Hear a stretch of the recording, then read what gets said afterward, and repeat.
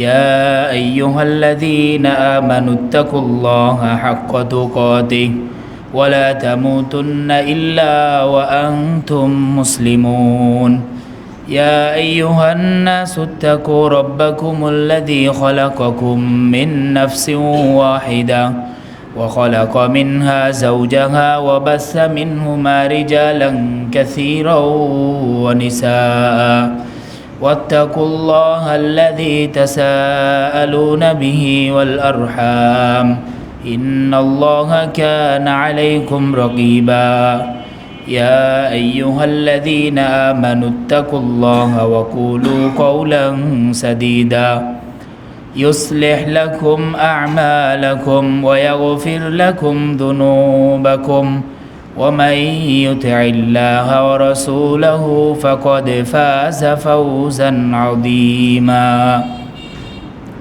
وقال الله سبحانه وتعالى في موضع آخر أعوذ بالله من الشيطان الرجيم إنما المؤمنون إخوة فأصلحوا بين أخويكم واتقوا الله لعلكم ترحمون وعن أبي هريرة رضي الله عنه قال رسول الله صلى الله عليه وسلم المسلم أخو المسلم فلا يظلمه ولا يخذله ولا يحقره التقوى هاهنا ويشير إلى صدره 3 مرات بحسب امرئ من الشر أن يحقر أخاه المسلم كل المسلم على المسلم حرام دمه وماله وعرضه أو كما قال عليه الصلاة والسلام প্রশংসা সেই মহান রব্বুল আলামিনের যিনি এই মহাবিশ্বের প্রতিপালক, যিনি এই মহাবিশ্বের পরিচালক, যিনি এই মহাবিশ্বের পরিচালক এবং আমাদের স্রষ্টা, সেই মহান রব্বুল আলামিনের জন্য আমরা বলি আলহামদুলিল্লাহ। অতঃপর দুরুদ এবং সালাম বর্ষিত হোক সমস্ত আম্বিয়া এবং রাসূলগণের উপরে, বিশেষ করে নবী এবং রাসূলদের ইমাম খাতামুন নবিয়্যিন রাহমাতুল লিল আলামিন মুহাম্মদ ইবনে আবদুল্লাহ সাল্লাল্লাহু আলাইহি ওয়াসাল্লামের উপর। আল্লাহুম্মা সাল্লি আলাইহি আল্লাহুম্মা বারিক আলাইহি। অতঃপর সম্মানিত মুসল্লিবৃন্দ, আজকে এই জুমায় সংক্ষিপ্ত পরিসরে যে বিষয়ে কথা বলার চেষ্টা করব তা হয়তোবা শুরুতে আমার তেলাওয়াতকৃত আয়াত থেকে কিছুটা উপলব্ধি করা সম্ভব। আল্লাহ তাআলা বলছেন ইন্নামাল মুমিনুনা ইখওয়া ফাআসলিহু বাইনা আখাওয়াইকুম ওয়াত্তাকুল্লাহ। আল্লাহ তাআলা আগের আয়াতগুলোতে এভাবে বলে এসেছেন ওয়া ইন তাইফাতানি মিনাল মুমিনিনা ইকতাতালু ফাআসলিহু বাইনাহুমা ফাইন বাগাত ইহদাহুমা আলাল উখরা ফাকাতিলুল্লাতী তাবগী হাত্তা তাফিআ ইলা আমরিল্লাহ ফাইন ফাআত ফাআসলিহু বাইনাহুমা বিল আদলি ওয়া আকসিতু ইন্নাল্লাহা ইউহিব্বুল মুকসিতিন। মুমিনদের কোনো দল যদি ঝগড়া এবং বিবাদে লিপ্ত হয় তবে তোমরা তাদের মধ্যে মীমাংসা করে দাও, কেননা তারা মুমিন। তাদের ভিতরে ঝগড়া এবং বিবাদ লেগে একজন আরেকজনের থেকে আলাদা থাকবে, এটা শোভা পায় না। রাসূলুল্লাহ সাল্লাল্লাহু আলাইহি ওয়াসাল্লাম অন্য হাদিসে বলছেন কোনো মুমিনের জন্য উচিত নয় যে অন্য আরেকজন মুমিন থেকে সে 3 দিন আলাদা থাকবে কথা না বলে, কারণ তারা মুমিন। তো এই জন্য আল্লাহ সুবহানাহু ওয়া তাআলা পরবর্তী আয়াতে বলছেন ইন্নামাল মুমিনুনা ইখওয়া ফাআসলিহু বাইনা আখাওয়াইকুম। মুমিনরা পরস্পর ভাই ভাই, অতএব তোমরা সে ভাইদের মধ্যে সমঝোতা করে দাও, মীমাংসা করে দাও। এই আয়াতের প্রেক্ষাপট সম্পর্কে ইমাম ইবনে কাসির রাহিমাহুল্লাহ এবং অন্যান্য মুফাসসিরগণ লিখেছেন যে আয়াত নাজিলের একাধিক প্রেক্ষাপট হতে পারে। উল্লেখযোগ্য তার মধ্যে একটি তুলে ধরেছেন তিনি, সেটি হলো মুসনাদে আহমদে এসেছে এই বর্ণনাটি। একবার আনাস ইবনে মালিক রাদিয়াল্লাহু তাআলা আনহু বলছেন সাহাবায়ে কিরামগণ একবার রাসূলুল্লাহ সাল্লাল্লাহু আলাইহি ওয়াসাল্লামকে অনুরোধ করলেন, ইয়া রাসূলুল্লাহ, আপনি যদি আব্দুল্লাহ ইবনে উবাই যে মুনাফিকদের লিডার নেতা, ওর কাছে যে যদি আপনি নিজের মুখে একটাবার একটু দাওয়াত দিতেন তাহলে আমাদের একটু শান্তি লাগতো। আপনি যে একটু বলেন না, আশপাশ থেকে তো আমরা বহু কথা বলেছি কিন্তু মুনাফিকই তো ছাড়েনি, আপনি একটু যে বলে দেখেন না কেমন হয়। আল্লাহ রসুল সাল্লাল্লাহু আলাইহি ওয়াসাল্লাম তাদের কথা শুনে তিনি তো তাকে অনুরোধ করার পরে এই মুনাফিক যে জীবনে সারাটা জীবন রসুলের বিরোধিতা করলো, রসুল্লাহ সাল্লাল্লাহু আলাইহি ওয়াসাল্লাম শেষ জীবনে সে মারা গেলে তার ছেলে আসলে আল্লাহ রসুল গায়ের জামা খুলে পর্যন্ত দিয়ে দিয়েছেন। তো তাকে যখন অনুরোধ করা হলো, স্বাভাবিক তিনি যাবেন, তিনি বলছেন ঠিক আছে চলো আমিও যাব। রসুল্লাহ সাল্লাল্লাহু আলাইহি ওয়াসাল্লাম গেলেন। যাওয়ার পরে এই মুনাফিক যে ক্ষমতার লোভে রসুল্লাহ সাল্লাল্লাহু আলাইহি ওয়াসাল্লামের সাথে মুনাফিকি করেছিল, আগে থেকে আল্লাহ রসুল সাল্লাল্লাহু আলাইহি ওয়াসাল্লাম মদিনায় আসার আগে এই আব্দুল্লাহ ইবনে উবাই ইবনে সালুল সে মুনাফিক হলো কেন? এই জন্যে সে রসুল্লাহ সাল্লাল্লাহু আলাইহি ওয়াসাল্লাম আসার আগে কথা ছিল যে সে নেতা হবে মদিনার, কিন্তু রসুল্লাহ সাল্লাল্লাহু আলাইহি ওয়াসাল্লাম আসলে সে আর নেতা হতে পারেনি। এই শত্রুতাই সে এই জিদ ধরে মুনাফিকি তো শুরু করলো, মুনাফিকদের সে নেতৃত্ব দিত। তো আব্দুল্লাহ ইবনে উবাইয়ের কাছে রসুল্লাহ সাল্লাল্লাহু আলাইহি ওয়াসাল্লাম গিয়েছেন সবার সাথে, তিনি গাধায় চড়ে গিয়েছেন আল্লাহর নবী সাল্লাল্লাহু আলাইহি ওয়াসাল্লাম। গাধা তৎকালীন যুগে রসুল্লাহ সাল্লাল্লাহু আলাইহি ওয়াসাল্লামের মানাকে পড়লে আপনি টের পাবেন যে আল্লাহ রসুল সাল্লাল্লাহু আলাইহি ওয়াসাল্লামের বিনয়ী এবং নম্রতা বোঝানোর জন্য সাহাবায়ে কেরামগণ বলছেন যে তিনি গাধার পিঠে চড়তেন। গাধা হলো তৎকালীন সময়ের নিম্ন শ্রেণীর বাহন। এখনকার যুগে যেরকম ভ্যান, রিক্সা, একজন মন্ত্রী মানুষ রিক্সাতে উঠে মানুষ সবাই কথোপকথন করে, ওই অমুক মন্ত্রী রিক্সা দিয়ে চলতে দেখছি আমি।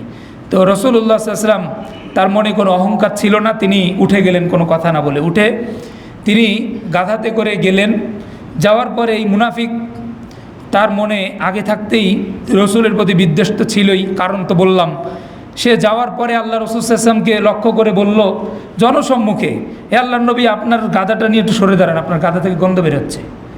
নাউজুবিল্লাহ। সাহাবায়ে কেরামগণ এই কথা শোনার পরে সহ্য করতে পারেন? যার শরীরের ঘাম আতর হয়ে যেত, তার ব্যাপারে এত বড় কথা। সাহাবায়ে কেরামগণ বললেন, আরে বেটা, তোর গায়ের যেই গন্ধ তার থেকে রসুলের গাধার গন্ধ সুন্দর, তুই রাসূল সাল্লাল্লাহু আলাইহি ওয়াসাল্লামের গাধার ব্যাপারে কি বলিস? আল্লাহ রসুল সাল্লাল্লাহু আলাইহি ওয়াসাল্লামের এই কথা, আল্লাহ নবী সাল্লাল্লাহু আলাইহি ওয়াসাল্লামকে এই কথা বলাতে সাহাবায়ে কেরামগণ চড়াও হয়ে গেলেন। দুই পর্যায়ের মধ্যে ঝগড়া, এবং এমন পর্যায়ে চলে গেল যে হাতাহাতি জুতা মারামারি পর্যন্ত হয়ে গেল। রাসূলুল্লাহ সাল্লাল্লাহু আলাইহি ওয়াসাল্লামের উপরে তখন এই আয়াত নাজিল করলেন আল্লাহ সুবহানাহু ওয়া তাআলা যে মুমিনরা ঝগড়ায় লিপ্ত হলে আপনি তাদের মধ্যে আপোষ করে দিন। তো বলছিলাম এই আয়াতের শানে নুজুল। আজকের আলোচনার বিষয়বস্তু একজন মুমিনের উপরে আরেকজন মুমিনের কি অধিকার, হক। হক মানে হইল পাওনা, অধিকার, প্রাপ্য। পুরা কুরআনুল কারীম এবং হাদিস পুরাটাই কাকে কোন অধিকার, আল্লাহর কি অধিকার, বান্দার কি অধিকার, মানুষের নিজের উপর নিজের কি অধিকার, স্ত্রী সন্তানের কি অধিকার, অধিকার অধিকার বলতে বলতেই কুরআনুল কারীম পুরাটাই পরিপূর্ণ, হাদিস পুরাটাই পরিপূর্ণ। এই জন্য কুরআন এবং হাদিসকে আল্লাহ তাআলা বলেছেন হক, অধিকার। এই হক, অধিকারের আরবি হলো হক। আল্লাহ তাআলা রাসূলুল্লাহ সাল্লাল্লাহু আলাইহি ওয়াসাল্লামকে উদ্দেশ্য করে বলছেন, কুল ইয়া আইয়ুহান নাস ক্বাদ জাআকুমুল হাক্কু মির রাব্বিকুম ফামান ইহতাদা ফাইন্নামা ইয়াহতাদি লিনাফসি। বলো, আপনি মানুষদেরকে বলুন যে আল্লাহর পক্ষ থেকে তোমাদের নিকটে হক এসেছে। কুরআন এবং হাদিস পুরাটাই যা মানুষের বান্দার অধিকার নিয়ে আলোচনা করে। অধিকার অধিকার শেষ নেই, প্রতিটি জিনিসেরই অধিকার রয়েছে। যার থেকে আপনি খেদমত নেবেন তাকে তার অধিকার বুঝিয়ে দিতে হবে, না দিলে আপনি হয়ে যাবেন জুলুমকারী, জালেম। আল্লাহ তাআলা এই যে আপনাকে এত সুন্দর একটি নফস, অন্তর দিয়েছেন বুঝার জন্য, ঈমান গ্রহণের জন্য। যদি কোনো ব্যক্তি ঈমান না গ্রহণ করে, ঈমান যদি না গ্রহণ করে তবে সে অন্তরের উপরে জুলুমকারী। আল্লাহ সুবহানাহু ওয়া তাআলা বলছেন, যাদেরকে আমি কিতাব দিয়েছিলাম, সুম্মা আওরাতনাল কিতাবাল্লাযীনা ইসতাফাইনা মিন ইবাদিনা ফামিনহুম যালিমুল লিনাফসি ওয়া মিনহুম মুকতাসিদ ওয়া মিনহুম সাবিকুম বিল খায়রাত। যাদেরকে আল্লাহ তাআলা কিতাব দিয়েছিলেন তাদের ভিতরে মানুষদের মধ্যে অনেকগুলো কোয়ালিটি ছিল। একটা কোয়ালিটি ছিল যারা নিজেদের আত্মার উপরে, নফসের উপরে জুলুম করেছে। কিভাবে? হক না গ্রহণ করার মাধ্যমে, ঈমান না গ্রহণ করার মাধ্যমে আত্মার উপরে জুলুম করেছে, তাকে তার হক দেয়নি। প্রিয় উপস্থিতি, প্রতিটি জিনিসেরই হক। এই মসজিদেরও হক রয়েছে। কি সেটা? রাসূলুল্লাহ সাল্লাল্লাহু আলাইহি ওয়াসাল্লাম বলছেন 2 রাকাত সালাত। আল্লাহর নবী সাল্লাল্লাহু আলাইহি ওয়াসাল্লাম বলছেন, যখনই কেউ মসজিদে আসবে, ইদা আতা আহাদাকুমুল মসজিদ ফালা ইয়াজলিস হাত্তা ইউসাল্লি রাকাতাইন। মসজিদে আসার পরে সেজন্য 2 রাকাত সালাত না পড়ে না বসে। কেন? এটা মসজিদের হক। এই জন্য মুহাদ্দিসিন ইকরামগণ এই পর্যায়ে গেছেন যে যদি 3টা যে নিষিদ্ধ সময় রয়েছে ওই সময়তেও যদি কেউ মসজিদে প্রবেশ করে, নিষিদ্ধ সময়তেও এই সালাত পড়া বৈধ। কারণ এটা কারণজনিত সালাত, এটা মসজিদের হক। রাস্তার কি হক? এই যে রাস্তা দেখছি আমরা, রাস্তারও অনেকগুলো হক রয়েছে। আল্লাহ নবী সাল্লাল্লাহু আলাইহি ওয়াসাল্লাম বলছেন, ইয়াকুমুল জুলুস আলাত তুরুকাত, রাস্তাসমূহে বসা থেকে বিরত থাকো। সাহাবা ইকরামগণ বললেন, ইয়া রাসূলুল্লাহ, এটা তো অসম্ভব। রাস্তা থেকে বসা, রাস্তায় বসে নানান কথাবার্তা বলি, একসাথে বসি, রাস্তার পাশে সুন্দর বসার জায়গা করা আছে কিন্তু বিভিন্ন জায়গাতে, এই জায়গাগুলোতে তো আমরা বসি। কথা রাস্তায় হাঁটতে হাঁটতে এক বন্ধুর সাথে দেখা হয়ে গেছে, কথা বলতে বলতে রাস্তায় দাঁড়ায় তো লম্বা কথা বলা যায় না, চলো এখানে বসেই কথা বলি, দুজন বসে কথা শুরু হয়ে গেছে। আল্লাহ নবী সাল্লাল্লাহু আলাইহি ওয়াসাল্লামকে তারা বললেন, এইটা তো অসম্ভব বিষয়, এটা তো আমাদের করতেই হয় ইয়া রাসূলুল্লাহ। আল্লাহ নবী সাল্লাল্লাহু আলাইহি ওয়াসাল্লাম বলছেন, যদি তোমরা এটা করতে অস্বীকার করো, রাস্তায় বসা থেকে বিরত থাকতে যদি অস্বীকার করো, তাহলে তোমরা আতুত তরিক হাক্কাহু, রাস্তার হক আদায় করবে। সাহাবায়ে কেরামগণ বললেন, ওয়ামা হাক্কাহু ইয়া রাসূলুল্লাহ, রাস্তার আবার হক কি? তিনি বললেন, গদ্দুল বাসর, দৃষ্টিকে নত রাখা। রাস্তায় যিনি বসে কথোপকথন করবেন বা রাস্তায় যিনি থাকবেন, চলাফেরা করবেন, তার উপরে রাস্তার হক দিতে হবে। 1 নম্বর, চোখকে নত রাখা। কাফুল আদা, কষ্টদায়ক বস্তু সরিয়ে ফেলা। কোনো একটা দেখলেন যে এখানে গাড়ি একটা অ্যাক্সিডেন্ট হতে পারে, এই জিনিস আপনাকে সরিয়ে দিতে হবে, আপনার চোখে পড়েছে এটা, অতএব আপনাকেই সরাতে হবে। অনুরূপভাবে মুমিনদের কষ্ট দেয়, রাস্তাঘাটে দেখবেন সিনেমা হলের কি নগ্ন পোস্টারগুলো, এগুলো টান দিয়ে ছিঁড়ে দিয়ে দিবেন, এটা মুমিনদের কষ্ট দূর করার অন্তর্ভুক্ত। অনুরূপভাবে রাসূলুল্লাহ সাল্লাল্লাহু আলাইহি ওয়াসাল্লাম বলছেন, ওয়ারদ্দুস সালাম, সালাম দিলে সালামের উত্তরও নিতে হবে। রাস্তায় বসে থেকে কথোপকথনের সময় বা রাস্তায় দাঁড়াতে থাকলে কেউ সালাম দিলে অনেক সময় মানুষ খেয়াল করে না, এমনিই চলে যায়, না, আপনি গুনাহগার হবেন, রাস্তার হক আদায় করলেন না। রাস্তায় যেহেতু বসে থেকেছেন, আরেকজন আপনাকে সালাম দিলে উত্তর দিতে হবে। রাসূলুল্লাহ সাল্লাল্লাহু আলাইহি ওয়াসাল্লাম বললেন, ওয়াল আমরু বিল মারুফ ওয়ান নাহি আনিল মুনকার, এবং রাস্তায় শুধু এতটুকু কাজ করলেই হবে না, রাস্তায় যদি আপনাকে কেউ কোনো রাস্তা চিনতে চায়, আপনাকে তাকে সাহায্য করতে হবে। এসে যদি দাঁড়িয়ে আপনি কথা বলছেন, একজন এসে বলছেন, ভাই আমি তো অমুক জায়গায় যাচ্ছি, রাস্তাটা চিনি না, আপনাকে বলে দিতে হবে, যেহেতু আপনি রাস্তায় দাঁড়িয়ে রয়েছেন। ঠিক অনুরূপ কোনো ব্যক্তি বিপদগামী কোনো জায়গা দিয়ে যাচ্ছে, আপনি জানেন যে একটু পরে ওই জায়গায় একটা রাস্তার ভিতরে ভেঙে একটা গর্ত হয়ে রয়েছে, আপনার উপর আবশ্যক আরেকজন লোককে বলে দেওয়া যে অমুক জায়গায় কিন্তু একটি গর্ত রয়েছে, সাবধানে চলবেন আপনি। এগুলো হলো রাস্তার অধিকার। প্রতিটি ক্ষেত্রেই অধিকার রয়েছে। সন্তানের অধিকার, পিতামাতার অধিকার, সন্তানের অধিকার। পিতামাতার অধিকার নিয়ে আলোচনা করি আমরা, কিন্তু সন্তানের অধিকার নিয়ে কেউ আলোচনা করে না। একবার এক লোক উমর ইবনুল খাত্তাব রাদিয়াল্লাহু তাআলা আনহুর কাছে তার ছেলেকে নিয়ে এসেছেন বিচার দেওয়ার জন্য, যে আমিরুল মুমিনিন, আমার এই ছেলে আমার আনুগত্য করে না, কথাও শোনে না। অনেক বিচার দিলেন, দেওয়ার পরে উমর রাদিয়াল্লাহু তাআলা আনহু বলছেন, ছেলেটি বলছে, আমিরুল মুমিনিন, শুধু কি আমার বাবারই অধিকার আছে আমার প্রতি, আমার কি কোনো অধিকার নেই? তিনি বললেন, হ্যাঁ অবশ্যই আছে। তিনি বলছেন, কি অধিকার? বলছেন, আইয়ান তাকিয়া উম্মা, তার মাকে নির্বাচন করবে, পবিত্র করবে, পরিষ্কার করবে, মানে মা নির্বাচনের সময় হিসাব কিতাব করে মা নির্বাচন করবে ছেলের। 2, ওয়াইহসিনা ইসমা, তার নামকে সুন্দর করবে, সুন্দর নাম রাখবে। 3, ওই আল্লিমুহুল কিতাব, আল্লাহর কিতাব শিক্ষা দিবে। তখন ওই ছেলেটি বলছে, আমিরুল মুমিনিন, এর মধ্য থেকে একটাও তো আমার বাপে করেনি। আমার যে মা বিবাহ করেছে, এই মহিলা হলো একটা মাজুসি অগ্নিপূজক, আর আমার নাম রেখেছে জোল, মানে হলো গুবরে পোকা, খুনফুসা, গুবরে পোকা আমার নাম রেখেছে।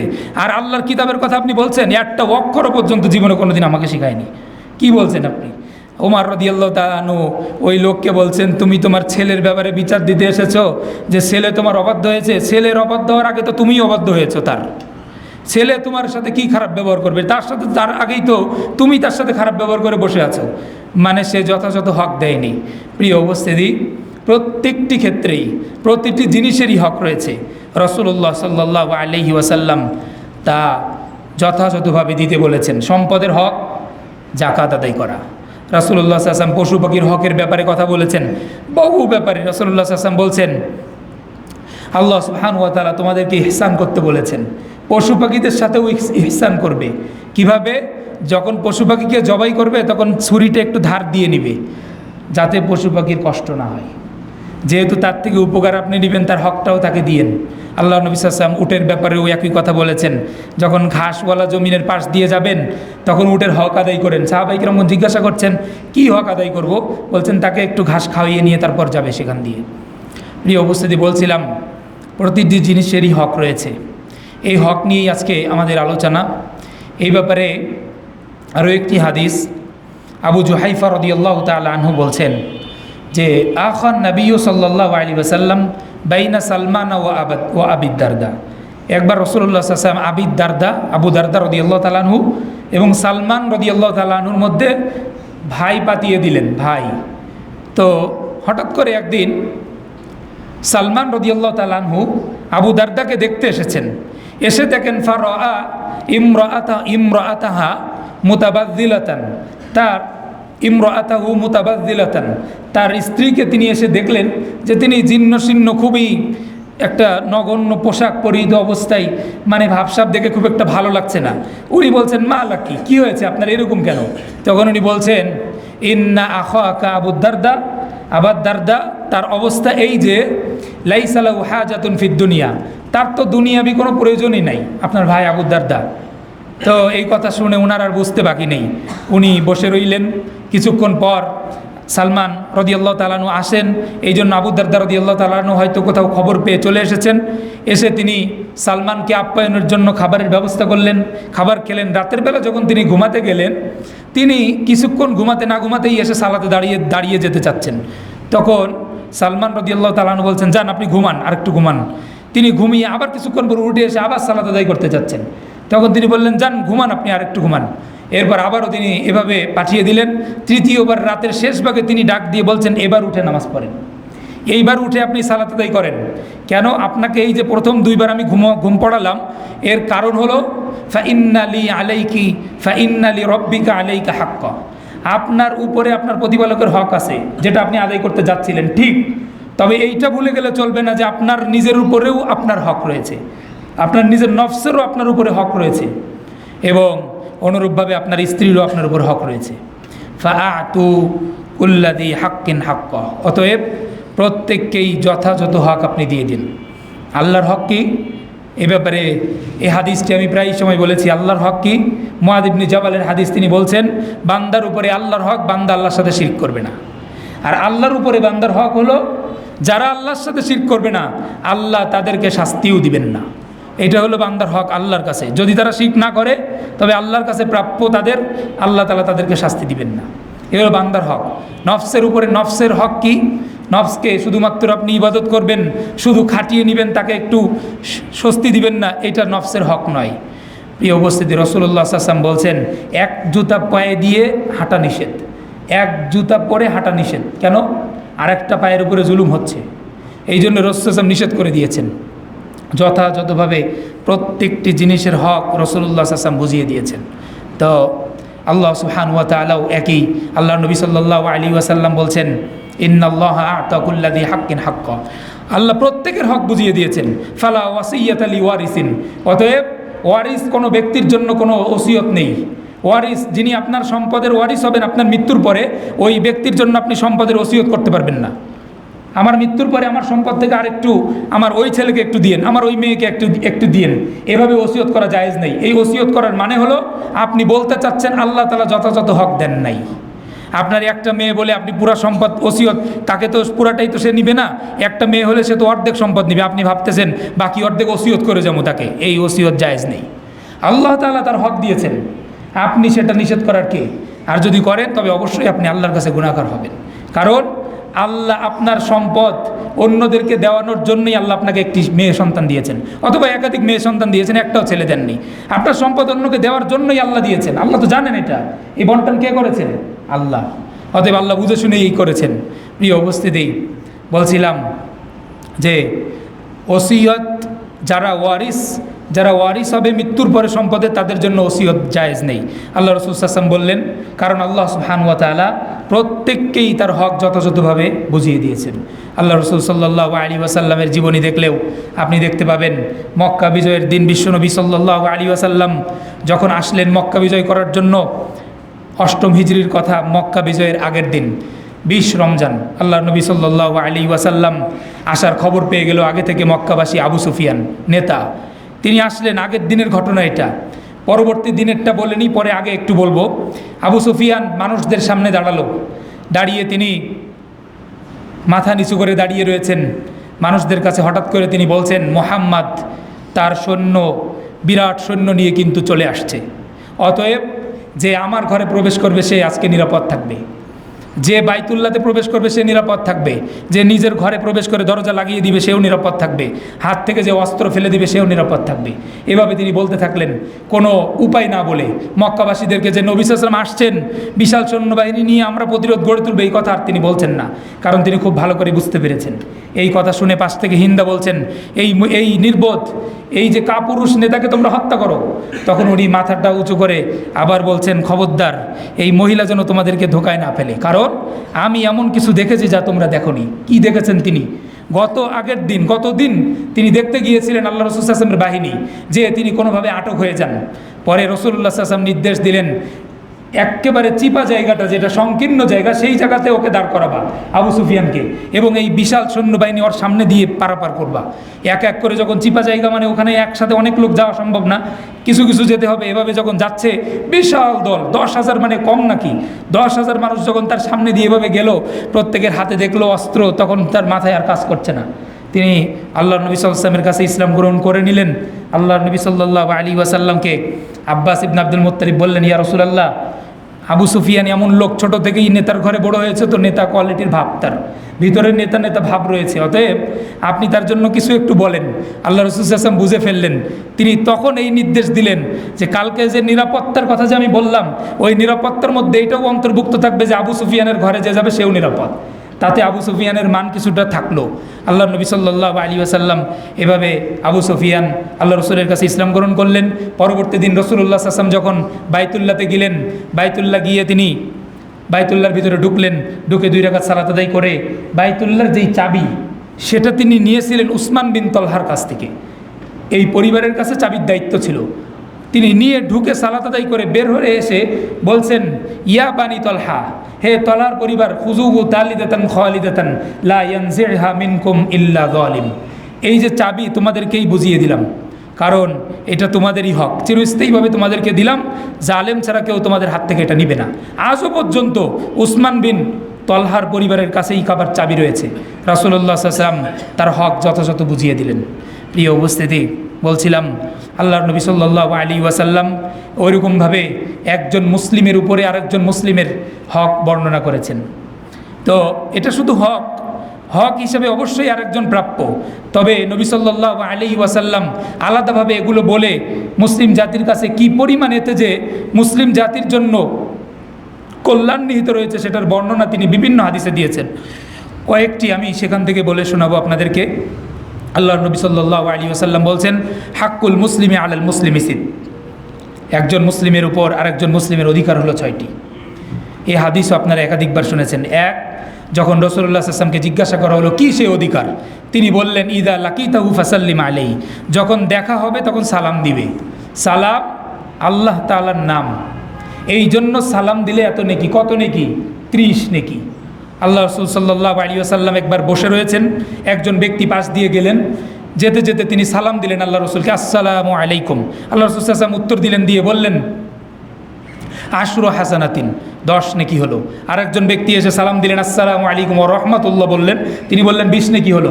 আরেকজন এসে আরেকটু বাড়িয়ে বললেন, আসসালামু আলাইকুম ওয়া রাহমাতুল্লাহি ওয়া বারাকাতুহু, তিনি বললেন 30 নেকি হলো।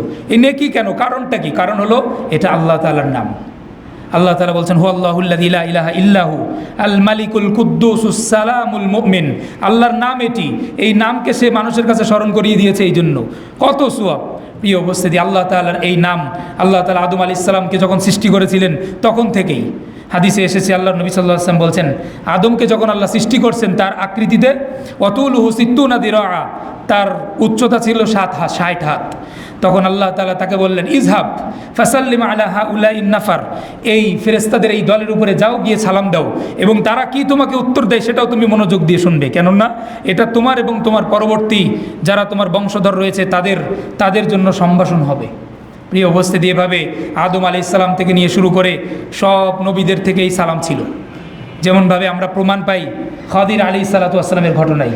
মুসা আলাইহিস সালাতু ওয়াস সালাম যখন খদিরের কাছে গেলেন, যে দেখা করে বললেন, সালাম দিলেন, দেওয়ার পরে তিনি বললেন, আন্নাবি আরদিকাস সালাম, আপনি কে?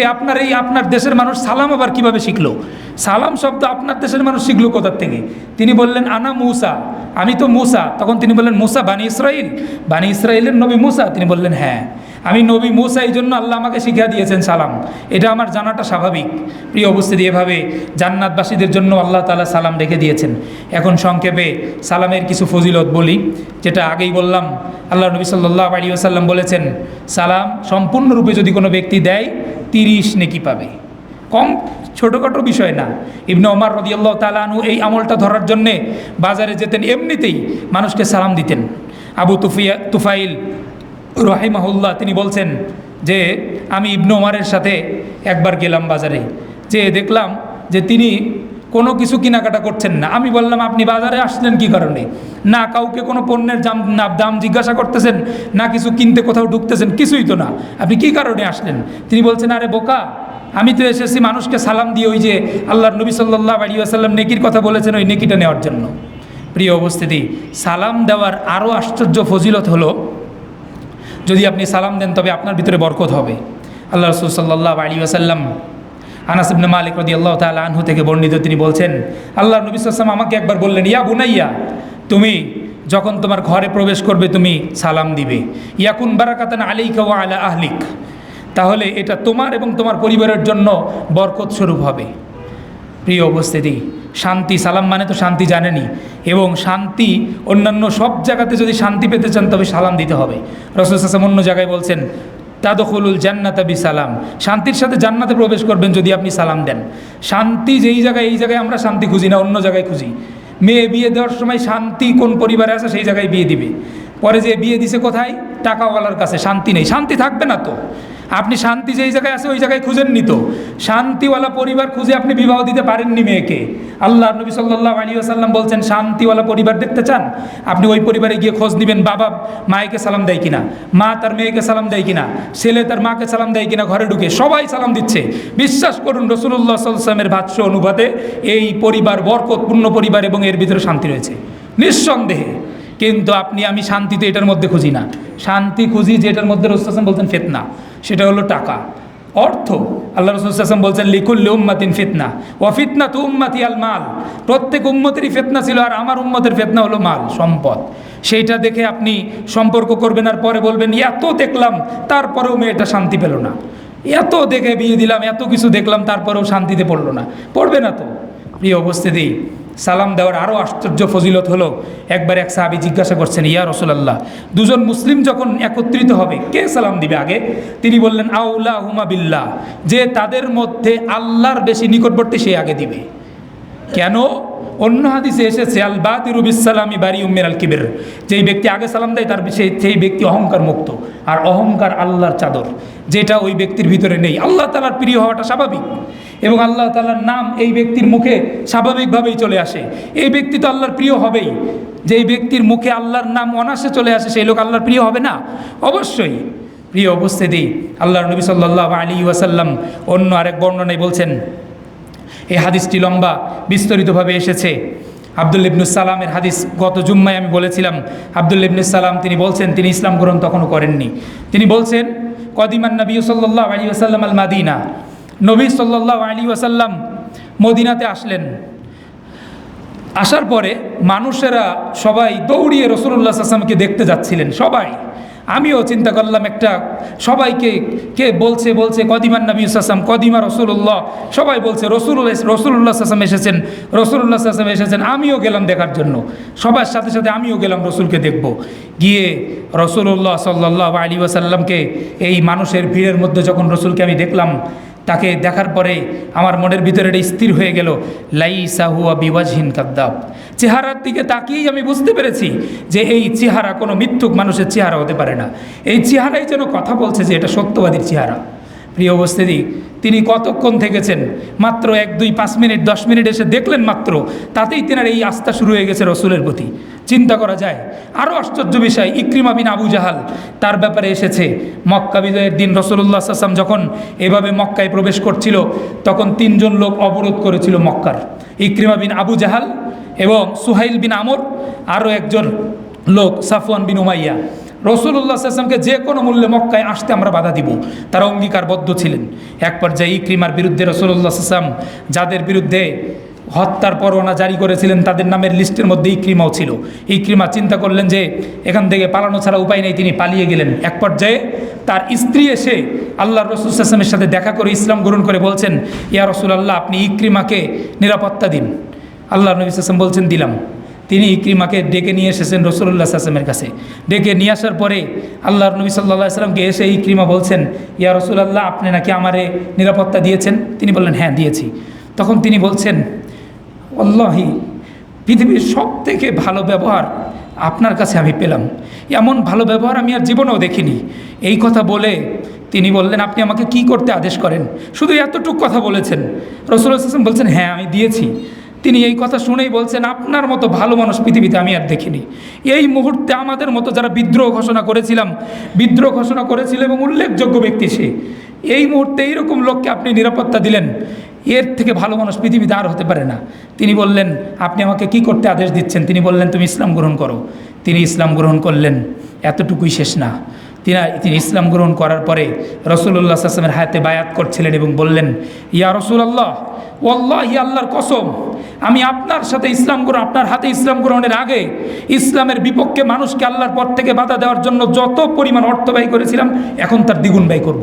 যতবার যুদ্ধ করেছিলাম ইসলামের বিপক্ষে, তার থেকে দ্বিগুণ, তার থেকে বেশি যুদ্ধ আমি এখন আপনার কাছে বায়াত করার পর ইসলামের পক্ষে করব। বিশ্বাস করুন ইয়া রাসূলুল্লাহ, তাই হয়েছিল। তিনি ইয়ারমুকের যুদ্ধে লিখছেন, ঐতিহাসিকগণ, ইয়ারমুকের যুদ্ধ যখন শুরু হয়ে গেল, ইকরিমা বিন আবু জাহাল এবং খালিদ ইবনুল ওয়ালিদ, তিনি দায়িত্ব ছিলেন মুসলিমদের। যখন খালিদ ইবনুল ওয়ালিদকে ওই পাশের লোকেরা আক্রমণ করলো, শত্রু দল, তখন ইকরিমা বিন আবু জাহাল ঝাঁপিয়ে সামনে পড়তে নিলেন। তখন খালিদ ইবনুল ওয়ালিদ বললেন, ইকরিমা, আপনি এরকম করেন না। মুসলিমদের উপরে আপনার মতো মানুষ যদি এখন নিহত হয়ে যায়, মুসলিমদের উপরে এটা বিরাট বড় প্রভাব পড়বে, আপনি এই কাজটা করবেন না। ইকরিমা উত্তর দিলেন, থামুন, ইলাইকা আন্নি ইয়া খালিদ ইবনুল ওয়ালিদ। খালিদ ইবনুল ওয়ালিদ, থামুন না। আপনার তো রাসূলুল্লাহ সাল্লাল্লাহু আলাইহি ওয়াসাল্লামের সাথে অনেক নজির রয়েছে, কিন্তু আনা ওয়া আবি আবু জাহাল কুন্না আশাদ্দু আদাওয়াতান মিনান নাসি আলা রাসূলিল্লাহ। আমি এবং আমার বাপ আবু জাহাল মানুষের মধ্যে সব থেকে বড় বিরোধী ছিলাম রাসূলুল্লাহ সাল্লাল্লাহু আলাইহি ওয়াসাল্লামের সঙ্গে যারা বিরুদ্ধে আচরণ করেছিল, রসুলকে যারা কষ্ট দিয়েছিল, তাদের মধ্যে আমি এবং আমার বাপ ছিলাম অন্যতম। আজকে আপনি আমাকে ছেড়ে দিন। আজকে আপনি কি বলছেন? আমাকে নিষেধ করছেন। আউ কাতিলু রাসূলুল্লাহ সাল্লাল্লাহু আলাইহি ওয়াসাল্লাম ওয়া আফিরুল ইয়াউমা মিনার রুম। আমি রসুলের বিরুদ্ধে যুদ্ধ করা লোক, আর আজকে আমি সত্য গ্রহণ করার পরে রোমদের দিকে পালিয়ে যাব? আজকে আমি রোমদের কাছ থেকে, রাসূলুল্লাহ সাল্লাল্লাহু আলাইহি ওয়াসাল্লামের বিরুদ্ধে যুদ্ধ করা লোক, আজকে রোমদের থেকে পালিয়ে যাব আমি? কখনো না, ওয়াল্লাহি লা ইয়াকুনু আবাদা, কখনোই এটা আমি হতে দিব না। এই কথা বলে তিনি যুদ্ধ করলেন, মানুষদের থেকে তিনি বায়াত নিলেন, যুদ্ধ করলেন এবং মৃত্যুবরণ করলেন। তিনি বললেন, ওয়া আজিলতু ইলাইকা রাব্বি লিতারদা, আল্লাহ, আমি আপনার তাড়াহুড়া করেছি আপনার কাছে আসার জন্য, যাতে আপনি খুশি হন, এই জন্য আমি তাড়াহুড়া করলাম। আল্লাহকে তিনি বললেন মৃত্যুর আগ মুহূর্তে। এই ছিল ইকরিমা বিন আবু জাহালের ইসলাম গ্রহণ এবং ইসলামের উপরে তার সমাপ্তি। কী ছিল তার? রাসূলুল্লাহ সাল্লাল্লাহু আলাইহি ওয়াসাল্লামের সঙ্গে অল্প কিছু সময় তিনি কাটিয়েছেন। তিনি ইসলামী গ্রহণ করেছেন মক্কা বিজয়ের সময়। কতদিন তার রাসূলুল্লাহ সাল্লাল্লাহু আলাইহি ওয়াসাল্লামের সাথে সাক্ষাৎ হয়েছিল? কতদিন তিনি রসুলের সাথে ছিলেন? খুব বেশি দিন না, তাতেই তার ইমানের এই অবস্থা। চিন্তা করুন, রাসূলুল্লাহ সাল্লাল্লাহু আলাইহি ওয়াসাল্লামকে ঠিক ওই রকম আব্দুল্লাহ ইবনে সালাম বলছেন, আমি যখন দেখা করতে গেলাম, গিয়ে দেখি তিনি সর্বপ্রথম এই কথা বলছেন, আফসুস সালাম। মানুষদেরকে বলছেন সর্বপ্রথম যেই কথা, তিনি মদিনাতে এসে মানুষকে বলছেন, আফসুস সালাম, তোমরা সালাম বিনিময় করো। সালাম মানে শান্তি, শান্তির কথা বললেন প্রথমেই। এরপর তিনি বললেন, তুতঈমুত তাআম ওয়া সাল্লু ওয়াল লাইলু ওয়ান নাসু নিয়াম, তোমরা সালাত আদায় করো মানুষেরা যখন ঘুমন্ত থাকে। দেখুন, তিনি প্রথম যেই দুটো কথা বললেন, উভয়টাই শান্তির কারণ। শান্তি এক তো সালামের মাধ্যমে আছেই। আপনি বিশ্বাস করবেন যে কোনো ব্যক্তি, মনে করেন আপনি অনেক রাগান্বিত, ওই লোক আপনার সাথে দেখা করতে এসে সালাম দিয়েছে, বিশ্বাস করেন আপনার অন্তরটা নরম হয়ে যায়। সালামটা দেখলেই আপনার অনেক ক্ষোভ ছিল, এখনই ওকে একটা থাপ্পড় মারবেন চোখের সামনে পেলেই। ওই লোক এসে যদি আপনাকে একটা সালাম দেয়, আপনার সাথে হয়েছে কিনা আমি জানি না, কিন্তু আপনাকে যদি একটা সালাম দেয়, আপনার অন্তরটা নরম হয়ে যাবে, অবশ্যই নরম হয়ে যাবে। আল্লাহ আপনার অন্তরকে নরম করে দিবেন যদি সালাম দেয়। ঝগড়া বিবাদ হবে কেন যদি সালাম দেয়? আল্লাহ রাসূল সাল্লাল্লাহু আলাইহি ওয়াসাল্লাম এই জন্য সর্বপ্রথম শান্তির জন্য সর্বপ্রথম পদক্ষেপ বললেন সালাম। 2 নম্বর অশান্তির কারণ তুতঈমুত তাআম, খাদ্য খাওয়াও। খাদ্য খাওয়াও, অশান্তির কারণ খাদ্য। এই যে দুটা পেটের জন্য, পেটে কিছু দেওয়ার জন্য কত অশান্তি। অল্প কিছু অর্থের জন্য মানুষকে পর্যন্ত হত্যা করে দিচ্ছে। রসুল্লাহ সাল্লাম বলছেন তাইসা আব্দুদ দিনার ইয়দ দিরহাম, এই দিনার এবং দিরহামের গোলামের জন্য তো ধ্বংস, শুধু পেলেই খুশি হয়, আর না তাকে কিছু দেওয়া হলে সে অখুশি হয়, অসন্তুষ্ট হয়, বড়ই অকৃতজ্ঞ মানুষ। প্রিয় উপস্থিতি, আল্লাহর নবী সাল্লাল্লাহু আলাইহি ওয়াসাল্লাম খাদ্য দেওয়ার কথা এতটুকুই বলে তিনি ক্ষান্ত থাকলেন না, অন্যান্য জায়গায় তিনি আরও বহু হাদিস বলেছেন। আস-সাঈ আলাল আরমালাতি ওয়াল মাসাকিন ওয়াল মিসকিন কাল মুজাহিদি ফি সাবিলিল্লাহ ওয়াল কাইমি ওয়াসাইমিন নাহারি ওয়া কাইমিল লাইলি। কোনো ব্যক্তি বিধবা এবং মিসকিন ব্যক্তির জন্য যিনি খাদ্য যোগান, এই ব্যক্তির ফজিলত আল্লাহর কাছে কীরকম? আল্লাহর রাস্তায় জিহাদকারী ব্যক্তির সমান, সারা রাত আল্লাহর জন্য কিয়াম করা ব্যক্তির সমান, সারা দিন যত নফল রোজা আছে সিয়াম, ফরজ সিয়াম ব্যতি রেখে সব নফল সিয়াম আদায় করার সমপরিমাণ। অনেক ব্যস্ত মানুষ, আপনি কিছুই করতে সক্ষম হচ্ছেন না, অনেক ব্যস্ত, টাকার পিছনে, ব্যবসার পিছনে, আরও কিছুর পিছনে আপনি অনেক ব্যস্ত, কোনো কিছু করার সময় নেই। রাতের বেলাতে একটু ঘুমাতে হবেই, পরের দিন ব্যবসা বাণিজ্যে কীভাবে যাবেন? রাতের বেলা ঘুমালে তাহলে আপনার দ্বারা তো সারা রাত সালাত আদায় করা মোটেই সম্ভব না। সারাদিন রোজা রেখে আপনি কষ্টের কাম কীভাবে করবেন? কষ্টের কাজ, সেটার জন্য এই সবগুলো ফজিলত আপনি পাবেন। আপনার জন্য কি রাসূলুল্লাহ সাল্লাল্লাহু আলাইহি ওয়াসাল্লাম রেখে গিয়েছেন? বিধবা মহিলা এবং মিসকিন ব্যক্তির জন্য যিনি খাদ্য যোগায়, সেই ব্যক্তির মর্যাদা 3 ব্যক্তির সমপরিমাণ।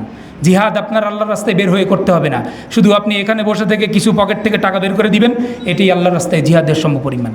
প্রিয় উপস্থিতি, বলছিলাম সালাম আল্লাহর নবী সাল্লাল্লাহু আলাইহি ওয়াসাল্লাম, এই সালামের কত ফজিলত। এই জন্যেই আল্লাহর নবী সাল্লাল্লাহু আলাইহি ওয়াসাল্লাম বলছেন মা হাসাদুকুমুল ইয়াহুদ আলা শাইইন মা হাসাদুকুম আলা তামিনি ওয়াস সালাম। ইয়াহুদিরা যত বেশি হিংসা করে মুসলিমদের জন্য সালাম এবং আমিন বলার জন্যে আর কোনো বিষয়ে এত হিংসা করে না। কেন? সালাম হলো শান্তির মূল বিষয়, সালাম দিলে সেখানে শান্তি, সালাম নেই তো অশান্তি, আর তারা তো চাই অশান্তি। আর দ্বিতীয় কি, সালাম দিয়ে মুসাফা করার ফজিলত তো জানেন আপনারা। 2 জন ব্যক্তি যদি সালাম দেওয়ার পর পরস্পর মুসাফা করে, পৃথক হওয়ার পূর্বে তাদের গুনাহ সব মাপ। ইহুদিদের সব থেকে বড় টেনশন এইটাই, সালাম দিলে একদিকে গুনাহ মাপ হচ্ছে, আরেকদিকে শান্তিও হচ্ছে, আর আরেকদিকে কি? আমিন বলা। আমিন বলার হাদিসটাও ওই রকম, যদি কোনো ব্যক্তির আমিন ফেরেশতাদের আমিনের সাথে মিলে যায়, আল্লাহ তাদের সমস্ত গুনাহকে মাফ করে দিবেন। টেনশনের কারণ তো এই জায়গায়। এই জন্য রাসূলুল্লাহ সাল্লাল্লাহু আলাইহি ওয়াসাল্লাম বলছেন ইহুদিদের হিংসা করার অন্যতম 2টি কারণ মুসলমানদের উপরে, এক হলো সালাম দেওয়া, আর একটা হলো আমিন বলা। প্রিয় উপস্থিতি, সালামের ব্যাপারে লম্বা কথা বলে ফেলেছি। আল্লাহর নবী সাল্লাল্লাহু আলাইহি ওয়াসাল্লাম দ্বিতীয় বলছেন ওয়া ইযা দাআকা ফাআজিবহু, সে যদি তোমাকে দাওয়াত দেয় তবে তুমি অবশ্যই সেখানে তার দাওয়াতে সাড়া দিবে। তবে এখনকার দাওয়াতগুলো সব হলো অশ্লীলতায় ভরা, অশ্লীলতা। প্রত্যেকটি অনুষ্ঠান যদি মহিলারা অর্ধলঙ্গ না থাকে, উলঙ্গ মহিলারা যদি সেখানে না থাকে, অনুষ্ঠানের পরিপূর্ণতা আসে না। কি আশ্চর্য বিষয়! অথচ সেটা মুসলিমদের অনুষ্ঠান, সেটা মুসলিমদের অনুষ্ঠান, মুসলিমদের মেয়ে। আশ্চর্য বিষয়, কিছু কিছু লোক এমন আছে, তিনি পাঞ্জাবি জুব্বা পরে গিয়েছেন, পাঞ্জাবি জুব্বা টুপি লাগিয়ে গিয়েছেন, সাথের মেয়েটা অর্ধলঙ্গ পোশাক পরে গিয়েছে। আস্তাগফিরুল্লাহ, এরকমও সম্ভব? এটি কি আমি অবাস্তব কথা বলছি নাকি বাস্তব? এটা বাস্তব। অথচ রাসূলুল্লাহ সাল্লাল্লাহু আলাইহি ওয়াসাল্লামের মেয়ে ফাতেমার একটি ঘটনা আপনাকে বলি। আল্লাহর নবী সাল্লাল্লাহু আলাইহি ওয়াসাল্লাম একবার একটি দাস গোলামকে নিয়ে ফাতেমার কাছে গিয়েছেন দেখা করতে, গোলামটা তাকে দেওয়ার জন্য। ফাতেমা রাদিয়াল্লাহু তাআলা আনহার শরীরের কাপড় এই পরিমাণ নেই যে মাথাটা পুরোটাই ঢাকবেন, ঢাকলে পাটা বের হয়ে যাচ্ছে, পা ঢাকলে মাথা বের হয়ে যাচ্ছে। তিনি বারবার চেষ্টা করছেন মাথা ঢাকবেন তো পা ঢাকবেন, পা ঢাকবেন নাকি মাথা ঢাকবেন, এই করছেন। রাসূলুল্লাহ তার পেরেশানি দেখে বলছেন ফাতেমা অসুবিধা নেই, তোমার বাবা এবং তোমার গোলাম তোমার সামনে, এমন করছো কেন? চিন্তা করছেন ফাতেমা রাদিয়াল্লাহু তাআলা আনহা কি পরিমাণ তিনি লজ্জাশীলতা দেখাচ্ছেন বাবার সামনে। আর এখনকার মহিলাদের বাবার সামনে কি বলেন, আর অন্যান্য পরপুরুষের বাবার সামনে পর্যন্ত অর্ধলঙ্গ পোশাক পরে এই অনুষ্ঠানে যাচ্ছে। যাই হোক, প্রিয় উপস্থিতি, অনুষ্ঠানে কোনো ব্যক্তি যদি আপনাকে দাওয়াত দেয় অবশ্যই দাওয়াত গ্রহণ করবেন। তবে সেখানে যদি কোনো অশ্লীলতা দেখেন তবে দাওয়াত সাথে সাথে প্রত্যাখ্যান, সাথে সাথে সেই দাওয়াত বাতিল। আল্লাহর নবী সাল্লাল্লাহু আলাইহি ওয়াসাল্লাম রাসূলুল্লাহ সাল্লাল্লাহু আলাইহি ওয়াসাল্লাম একদিন জিবরিল আলাইহিস সালাতু ওয়াস সালাম আল্লাহ রসুলের ঘরে আসার অনুমতি চাইলেন। তিনি বললেন আসুন। তিনি বলছেন কিভাবে আসবো? আপনার ঘরের ভিতরে তো এমন একটি পর্দা রয়েছে যেখানে কোনো জন্তুর আকৃতি আপনি হয়তো সেটার মাথাকে নষ্ট করে দেন, ওই যে ছবিটার মাথাটাকে নষ্ট করে দিবেন। আমাদের বাড়িতে পত্রিকা আরও কোনো কাগজে স্বাভাবিকভাবেই মানুষের ছবি থাকে, কি করবেন? মাথাটাকে নষ্ট করে দিবেন ওই ছবির, তাহলে ওটা গাছের মতো হয়ে যাবে। তিনি এইভাবে কয়েকটি কথা তিনি বললেন। অন্যান্য এই ব্যাপারে আরও বহু হাদিস রয়েছে। আল্লাহ নবী সাল্লাল্লাহু আলাইহি ওয়াসাল্লাম একদিন সকালে উঠে খুবই চিন্তিত। আয়েশা রাদিয়াল্লাহু তাআলা আনহা বলছেন, ইয়া রাসূলুল্লাহ, আপনি এত চিন্তিত কেন? তিনি বলছেন, গত রাত্রে জিবরিল আলাইহিস সালাম আমার কাছে ওয়াদা করেছিলেন আসবেন, কিন্তু আসেননি। আল্লাহ নবী সাল্লাল্লাহু আলাইহি সাল্লামকে আয়েশা রাদিয়াল্লাহু তাআলা বলছেন, আপনার ঘরের ভিতরে ওই যে খাটের নিচে একটি কুকুরের বাচ্চা রয়েছে, ওটার কারণেই তো মনে হয় আসছেন না, আপনি ওটা ফালাইয়া দেন। রাসূল সাল্লাল্লাহু ফালাইয়া দিলেন, আর তিনি ফালাইয়া দেওয়ার পরে পানি ছিটিয়ে দিলেন। জিবরিল আলাইহিস সালাম উপস্থিত, সাথে সাথে জিবরিল আলাইহিস সালাম উপস্থিত হয়ে গেলেন। তিনি বললেন, কি ব্যাপার, গতকাল আসার কথা বলে আসলেন না? তিনি বলছেন যে এই ঘরের ভিতরে এরকম কুকুর এবং ছবি মূর্তি থাকে, ওই ঘরে আমরা যাই না। রাসূলুল্লাহ সাল্লাল্লাহু আলাইহি ওয়াসাল্লামকে ফাতিমা রাদিয়াল্লাহু তাআলা আনহা দাওয়াত দিয়েছেন। দাওয়াতের কথা বলছিলাম। রাসূলুল্লাহ সাল্লাল্লাহু আলাইহি ওয়াসাল্লাম আপনারা ভালো করেই জানেন তিনি ভালো খাবার খেতে পেতেন না। ফাতিমা রাদিয়াল্লাহু তাআলা আনহা বাড়িতে কোনো ভালো খাবার হলে বাবাকে দাওয়াত দিতেন। একবার তিনি ভালো খাবার রান্না হলে আলীকে বলছেন বাবাকে দাওয়াত দেন। আলী রাদিয়াল্লাহু তাআলা আনহু দাওয়াত দিয়েছেন। আল্লাহর নবী সাল্লাল্লাহু আলাইহি ওয়াসাল্লাম গিয়ে রাস্তা থেকে ফিরে আসছেন। ফাতিমা রাদিয়াল্লাহু তাআলা আনহু দূর থেকে বুঝতে পেরেছেন যে রাসূলুল্লাহ সাল্লাল্লাহু আলাইহি ওয়াসাল্লাম এসেছেন, তিনি ডাকছেন। আল্লাহ রাসূল সাল্লাল্লাহু আলাইহি ওয়াসাল্লাম দাঁড়ালেন না, সোজা হাঁটতে শুরু করলেন। ফাতিমা রাদিয়াল্লাহু তাআলা আনহা খুবই চিন্তিত। আলী রাদিয়াল্লাহু তাআলা আনহু বাড়িতে গেলে তিনি বলছেন এই ঘটনা। তিনি দৌড়িয়ে রাসূলের পিছে পিছে গেলেন, যে বললেন, ইয়া রাসূলুল্লাহ, আপনাকে দাওয়াত দিয়েছিলাম, আপনি এসে না খেয়ে চলে যাচ্ছেন। আপনার মেয়ে ফাতিমা তো অনেক চিন্তিত দেখে আসলাম। তিনি বলছেন যে আমার যাওয়ার পরে আমার চোখে যেই পর্দাটি পড়েছিল, ওই পর্দাটির ভিতরে কিছু ছবি মূর্তি আমি দেখেছি, যেটা আমাকে তার ঘরে ঢুকতে বাধা দিয়েছে। আমরা নবীরা এইসব ঘরে, যেই ঘরে এরকম থাকে, আমরা যাই না। রাসূলুল্লাহ সাল্লাল্লাহু আলাইহি ওয়াসাল্লাম শুধুমাত্র এক লোক এই ধরনের কোনো পাপের কাজে জড়িত হওয়ার পরে রাসূলুল্লাহ সাল্লাল্লাহু আলাইহি ওয়াসাল্লামকে সালাম দিলে তিনি সালামই নিতেন না। এক লোক স্বর্ণের আংটি পরে রাসূলুল্লাহ সাল্লাল্লাহু আলাইহি ওয়াসাল্লামকে সালাম দিয়েছেন, আল্লাহ রাসূল সাল্লাল্লাহু আলাইহি ওয়াসাল্লাম মুখটা ঘুরিয়ে নিয়েছেন। তিনি বাড়িতে গিয়ে মনে করছেন যে স্বর্ণের আংটির কারণে মনে হয় সালামটা ঘুরিয়ে রাসূল সাল্লাল্লাহু আলাইহি ওয়াসাল্লাম উত্তর দেননি। তিনি বাড়িতে যে স্বর্ণের আংটি ফেলে দিয়েছেন, দিয়ে তিনি লোহার আংটি বানিয়ে নিয়ে এসে আল্লাহ রসুলকে সালাম দিয়েছেন। তিনি বলছেন, এটা কি পড়েছো তুমি? এটা তো জাহান্নামীদের অলংকার, এটা তুমি কি পড়লে? তিনি বাড়িতে গিয়ে আবার ফেলে দিয়েছেন। এরপর তিনি রূপার একটি আংটি নিয়ে এসে আবার হাতে আংটি দিয়ে রাসূল সাল্লাল্লাহু আলাইহি ওয়াসাল্লামকে সালাম দিলেন। তিনি তখন আর কিছু বললেন না। প্রিয় উপস্থিতি, বলছিলাম আল্লাহর নবী সাল্লাল্লাহু আলাইহি ওয়াসাল্লাম এই ধরনের অসৎ কাজ দেখলে তাদের সাথে কথা বলা তো দূরের কথা, সালামটাও নিতেন না। প্রিয় উপস্থিতি, আপনার আমার অবস্থাও যেন এমন হয়।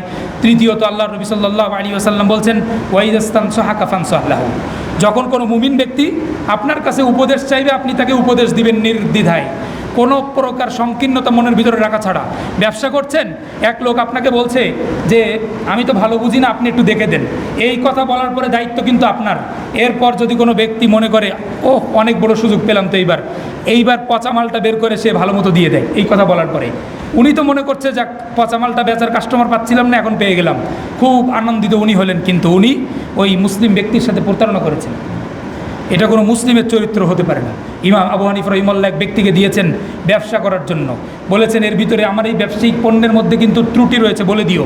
ওই লোক কোনো কারণে বলতে ভুলে গিয়েছেন, বা যেভাবেই হোক পরে বিক্রি করার পরে লোকের মনে আসতেছে যে আরে আমি তো না বলেই বিক্রি করে দিয়েছি। পরে এই অনেক টাকা, তিনি অনেক খুশি হয়েছেন, ভাবতেছেন মালিককে যদি আমি এটা বলি যে তাকে না জানিয়ে এই বিরাট অঙ্কের টাকা আমি বিক্রি করে দিয়েছি, এত লাভ হয়েছে, তাহলে মনে হয় মালিক খুশি হবেন। যখন তাকে বলা হলো, তিনি রাগান্বিত হয়ে গেলেন। তখন তিনি ওজর পেশ করলেন, আমি তো বুঝতে পারি নাই। তো বুঝতে পারো নাই তো তুমি আমাকে আবার বলতে এসেছো কেন? আল্লাহর রাস্তায় দান করে দিয়ে দিলে না কেন সম্পূর্ণ টাকাটা? তিনি সম্পূর্ণ টাকাটা, ওই ব্যক্তিকে তো খুঁজে পাওয়া সম্ভব না, সম্পূর্ণ টাকাটা তিনি আল্লাহর রাস্তায় দিয়ে দিলেন। প্রিয় উপস্থিতি, বলছিলাম মুমিন ব্যক্তি যখন আপনার কাছে উপদেশ চাইবে, অবশ্যই আপনি তাকে যথাযথ সত্য উপদেশ দিতে বাধ্য, প্রত্যেক ক্ষেত্রে। আল্লাহ রাসূল সাল্লাল্লাহু আলাইহি ওয়াসাল্লাম বলছেন, ওয়া ইদা আতাসা ফাহামিদাল্লাহ ফাশাম্মিতহু, আর যদি কোনো মুমিন ব্যক্তি আপনার পাশে দাঁড়িয়ে কোনো মুমিন ব্যক্তি যদি হাসি দেয় এবং আলহামদুলিল্লাহ বলে, আপনি বলবেন ইয়ারহামুকাল্লাহ। আর যদি সে হাসি দেওয়ার পরে এই কথা না বলে, আপনি বলবেন না, বলার দরকার নেই। কত সুন্দর শিক্ষা ইসলামের, চিন্তা করছেন? উপকারের প্রতিদান দেওয়া, উপকারকে স্বীকার করা, যেটা আমাদের বর্তমান সময়ের সব থেকে বড় সমস্যা। উপকার মোটেই স্বীকার করতে চাই না, উপকারের কথা মোটেই স্বীকার করতে চাই না, মুখের ভিতরে বাজে। আল্লাহর নবী সাল্লাল্লাহু আলাইহি ওয়াসাল্লাম কি করতে বলেছেন, তিনি কেমন ছিলেন, আপনি আশ্চর্য হয়ে যাবেন। আল্লাহর নবী সাল্লাল্লাহু আলাইহি ওয়াসাল্লাম যখন তায়েফের ময়দানে আটকা পড়েছিলেন, তারা যখন রাসূলুল্লাহ সাল্লাল্লাহু আলাইহি ওয়াসাল্লামকে অত্যাচার করছিল, এবং তারা এমনকি একটা প্ল্যানও করে ফেলেছিল রাসূলুল্লাহ সাল্লাল্লাহু আলাইহি ওয়াসাল্লামকে আর মদিনায় ফেরত যাইতে দিবেন না। রাসূলুল্লাহ সাল্লাল্লাহু আলাইহি ওয়াসাল্লামকে আর মক্কায় মদিনায় তারা ফেরত যেতে দিবেন না। আল্লাহর নবী সাল্লাল্লাহু আলাইহি ওয়াসাল্লাম তখন একজন মক্কার একজন কাফেরের সাহায্য নিয়েছিলেন, তার নাম মুতঈম ইবনু আদি। মুতঈম ইবনু আদি এই লোকের সাহায্যে নিরাপত্তায় রাসূলুল্লাহ সাল্লাল্লাহু আলাইহি ওয়াসাল্লাম নিরাপত্তায় চলে এসেছিলেন। পরবর্তী জীবনে এই লোক মুশরিক অবস্থায় মৃত্যুবরণ করেছিল, কিন্তু রাসূলুল্লাহ সাল্লাল্লাহু আলাইহি ওয়াসাল্লাম তার উপকারের কথা কোনোদিন ভুলেননি, স্মরণ করতেই ভুলতেন না। রাসূলুল্লাহ সাল্লাল্লাহু আলাইহি ওয়াসাল্লাম যখন বদরের যুদ্ধে কাফেররা বন্দী হলো ৭০ জন, আল্লাহর নবী সাল্লাল্লাহু আলাইহি ওয়াসাল্লাম তখন বলেছিলেন, মুতঈম ইবনু আদি যদি বেঁচে থাকতো আর ৭০ জনের ব্যাপারে যদি সুপারিশ করতো, আমি সবাইকে ছেড়ে দিতাম শুধু মুতঈম ইবনু আদি একার কথার কারণে। কারণ তার জীবনে আমার জীবনে তার জীবনের অবদান অনেক। তিনি অন্যের উপকারের প্রতিদান দেওয়া, অন্যের উপকারের কথা স্বীকার করতে শিখিয়েছেন। রাসূলুল্লাহ সাল্লাল্লাহু আলাইহি ওয়াসাল্লাম বলছেন, মান ইস্তাআযা বিল্লাহি ফাআইদুহু, কোনো ব্যক্তি যদি আল্লাহর নাম দিয়ে আপনার কাছে আশ্রয় চায়, আপনি আশ্রয় দিবেন। একজন লোককে আপনি মারবেন, এই মুহূর্তে সে আল্লাহর নাম দিয়ে আশ্রয় চাচ্ছে, ছেড়ে দিন, আর মেরেন না তাকে। আল্লাহ রাসূল সাল্লাল্লাহু আলাইহি ওয়াসাল্লাম বলছেন, মান সাআলা বিল্লাহি ফাতুহু, আল্লাহর নাম দিয়ে আপনার কাছে কিছু চাচ্ছে, আপনি দিয়ে দিন। আল্লাহর নাম দিয়ে যদি আপনি কাউকে কিছু চেতে দেখেন, দিয়ে দিন, আপনি, অসুবিধা নেই। রাসূলুল্লাহ সাল্লাল্লাহু আলাইহি ওয়াসাল্লাম শেষে বলছেন, এরপরে কেউ যদি তোমাদেরকে দাওয়াত দেয়, দাওয়াতেও সাড়া দিবে, আর যদি কেউ কোনো ভালো কাজ করে তবে তার প্রতিদান দেওয়ার চেষ্টা করবে। যদি কিছুই না পাও তবে দোয়া করবে যতক্ষণ পর্যন্ত তোমার মনে হয় ওই ব্যক্তির প্রতিদান তুমি দিয়েছো। রাসূলুল্লাহ সাল্লাল্লাহু আলাইহি ওয়াসাল্লাম দোয়া করতেন। আনাস ইবনে আব্দুল্লাহ ইবনে আব্বাস রাদিয়াল্লাহু তাআলা আনহু, তিনি রাসূলুল্লাহ সাল্লাল্লাহু আলাইহি ওয়াসাল্লামের জন্য পানি রেখেছেন, ওযুর পানি রাখার পরে রাসূলুল্লাহ সাল্লাল্লাহু আলাইহি ওয়াসাল্লাম ওযু করার পর বলছেন, কে রেখেছে এই পানি? আল্লাহ রাসূল সাল্লাল্লাহু আলাইহি ওয়াসাল্লামকে বলা হলো আব্দুল্লাহ ইবনে আব্বাস, তিনি দোয়া করতে শুরু করলেন, আল্লাহুম্মা ফাক্কিহু ফিদ্দিন ওয়া আল্লিমহু তা'ওয়িল, আল্লাহ আপনি তাকে দ্বীনের জ্ঞান দান করেন। এভাবে রাসূলুল্লাহ সাল্লাল্লাহু আলাইহি ওয়াসাল্লাম কারো থেকে কোনো উপকার পেলে তিনি যেমনিভাবে সেটার কৃতজ্ঞতা আদায় করতেন এবং তাদের জন্য যথাযথভাবে দোয়া করতেন।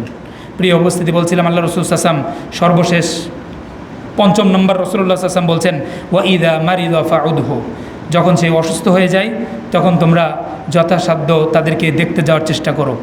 আল্লাহর নবী সাল্লাল্লাহু আলাইহি ওয়াসাল্লাম অসুস্থ ব্যক্তিকে দেখতে যাওয়ার ফজিলত বর্ণনা করেছেন খুব চরমভাবে।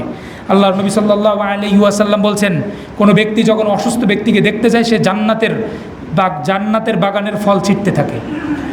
অন্য হাদিসে আল্লাহর নবী সাল্লাল্লাহু আলাইহি ওয়াসাল্লাম বলছেন, কোনো ব্যক্তি যদি সকালে কোনো ব্যক্তি মুসলিম ভাইকে দেখতে যায়, তবে ৭০,০০০ ফেরেশতা তার জন্য আল্লাহর কাছে ক্ষমা প্রার্থনা করতে থাকে সন্ধ্যা পর্যন্ত। সন্ধ্যাবেলা যদি দেখতে যায়, সকাল পর্যন্ত আল্লাহ তার জন্য ক্ষমা প্রার্থনা করতে থাকে। শুধু তাই না, যদি কোনো ব্যক্তি অসুস্থ কোনো ব্যক্তিকে দেখতে যায়, ফেরেশতারা তাকে বলতে থাকেন, তিবতা ওয়াতাবা মামশাকা ওয়াতাবাওয়াতা মিনাল জান্নাতি মানজিলান, শুধু তুমি তোমার নিজের জীবনকে কল্যাণময় করলে না, জান্নাতে একটি ঘরও তুমি নিজের জন্য লিপিবদ্ধ করিয়ে নিলে। প্রিয় উপস্থিতি, বিশাল অঙ্কের টাকা দিয়ে আপনি জান্নাতে ঘর কেনার চেষ্টা করছেন। জান্নাতের ঘর তো আপনার হাতের নাগালেই রয়েছে, যান না আপনি কোনো অসুস্থ ব্যক্তিকে দেখার জন্য। রাসূলুল্লাহ সাল্লাল্লাহু আলাইহি ওয়াসাল্লাম খুব ছোট থেকে নিম্ন মানুষকেও আল্লাহ রাসূল সাল্লাল্লাহু আলাইহি ওয়াসাল্লাম দেখতে যেতে বাদ দিতেন না। অসুস্থ ব্যক্তিকে একবার রাসূলুল্লাহ সাল্লাল্লাহু আলাইহি ওয়াসাল্লাম এক বেদুইনকে দেখতে গেলেন, যে ওই লোকের খুব অসুস্থ, বেদুইন, গ্রাম্য লোক, দিনের জ্ঞান নেই। ওই ব্যক্তিকে দেখে আল্লাহ রাসূল দোয়া পড়ছেন, লা বাসা তাহুরুন ইনশাআল্লাহ, অসুবিধা নেই, তুমি সুস্থ হয়ে যাবে।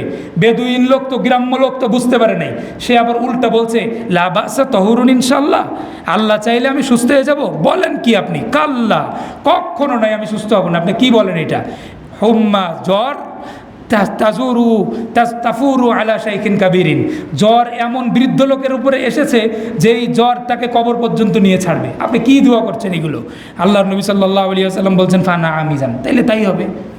এই দোয়া যেহেতু করছি, তোমার যেহেতু এটা সচ্ছে না, তাহলে তুমি যেটা বলছো তাই হবে। আল্লাহ রাসূল সাল্লাল্লাহু আলাইহি ওয়াসাল্লাম মুসলমানদের যারা জয়ীফ, দুর্বল, নিম্ন শ্রেণীর মুসলমানদেরও রাসূলুল্লাহ সাল্লাল্লাহু আলাইহি ওয়াসাল্লাম জানাজা আদায় করতেন, তারা অসুস্থ হলে দেখতে যেতেন। আল্লাহর নবী সাল্লাল্লাহু আলাইহি ওয়াসাল্লাম একবার উম্মু সাঈবের কাছে গেলেন, যাওয়ার পরে বললেন, ইয়া উম্মু সাঈব মা লাকি তুজাফসিফিনা, তোমাকে দেখছি তুমি কাঁপছো, ব্যাপার কি? তিনি বললেন, হুম্মা লা বারাকাল্লাহু ফিহা, আমাকে জ্বর পেয়ে বসেছে, আল্লাহ যেন জ্বরে বরকত না দেয়।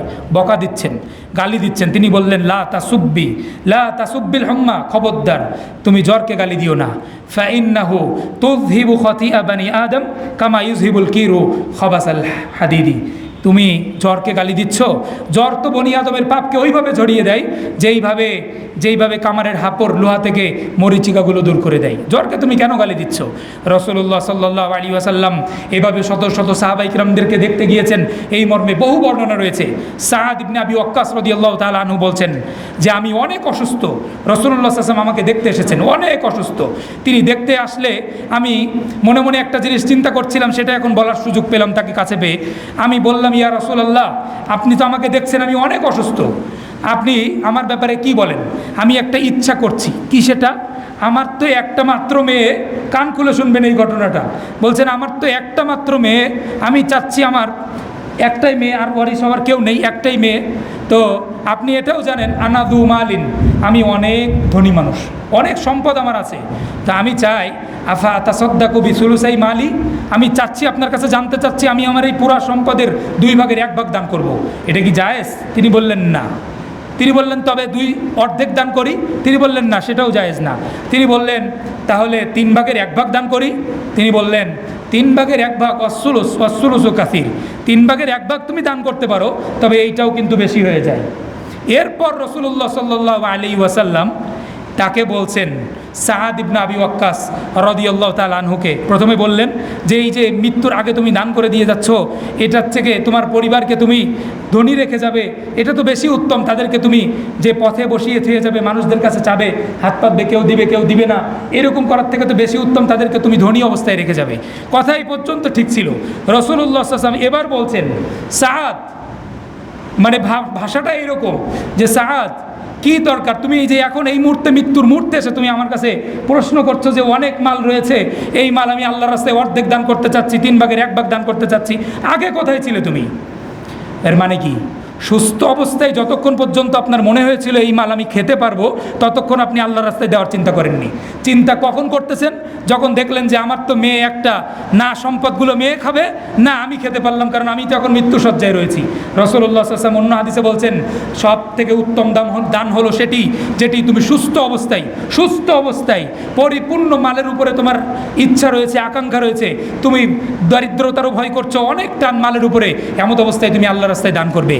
খবরদার ওই অবস্থা যেন তোমার না হয়। কোন অবস্থা? মৃত্যুর আগে এসে তুমি বলবে এই মাল অমুকরে দিলাম, এই মাল অমুকরে দিলাম। এখন আর অমুকরে দিয়ে লাভ কি? এটা কি আপনি নিয়ে যেতে পারবেন? এটা তো অমুক এমনিই নিয়ে যাবে। কিন্তু যখন সুস্থ ছিলেন তখন আপনি 2 ভাগের 1 ভাগ, 3 ভাগের 1 ভাগ দান করতে পারেননি। সাদ ইবনে আবি ওয়াক্কাস রাদিয়াল্লাহু তাআলা আনহু তো পারেননি। যদি পারতেন তবে আবু বকর এবং উমরের মতো হয়ে যেতেন, যারা জীবন দশাতে পরিপূর্ণ সম্ভাবনা আছে যে আমি এখনো বেঁচে থাকবো এবং আমার সম্পদ আমি খেতে পারবো, তারপরেও তারা সমস্ত সম্পদ, আর উমার সমস্ত সম্পদের অর্ধেক নিয়ে আল্লাহর রাস্তায় দান করে দিয়েছেন।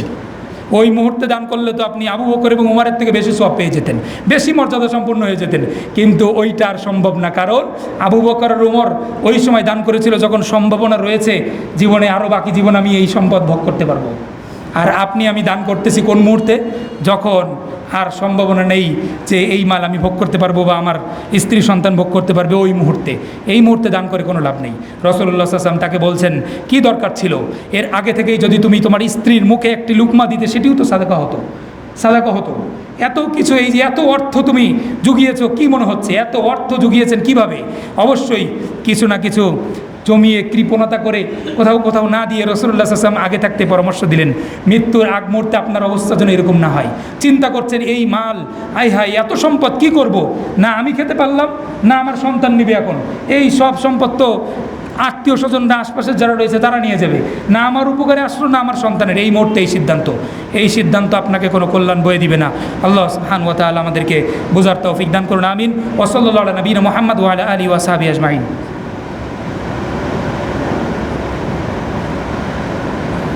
আলহামদুলিল্লাহ, নাহমাদুহু ওয়া নাস্তাঈনুহু ওয়া নু'মিনু বিহি ওয়া নাতাওয়াক্কালু আলাইহি ওয়া নাউযু বিল্লাহি মিন শুরুরি আনফুসিনা ওয়া মিন সাইয়্যাতি আমালিনা মান ইয়াহদিহিল্লাহু ফালা মুদিল্লা লাহু ওয়া মান ইউদ্লিল ফালা হাদিয়া লাহু ওয়া আশহাদু আল্লা ইলাহা ইল্লাল্লাহু ওয়া আশহাদু আন্না মুহাম্মাদান আবদুহু ওয়া রাসূলুহু।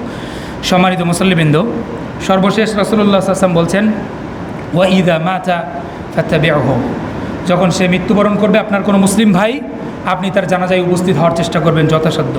কেন? রাসূলুল্লাহ সাল্লাল্লাহু আলাইহি ওয়াসাল্লাম বলছেন, কোনো ব্যক্তি যদি তার কোনো ব্যক্তির জানাজায় উপস্থিত হয় এবং সালাত আদায় করা পর্যন্ত থাকে, তবে তার জন্য 1 কিরাত সওয়াব।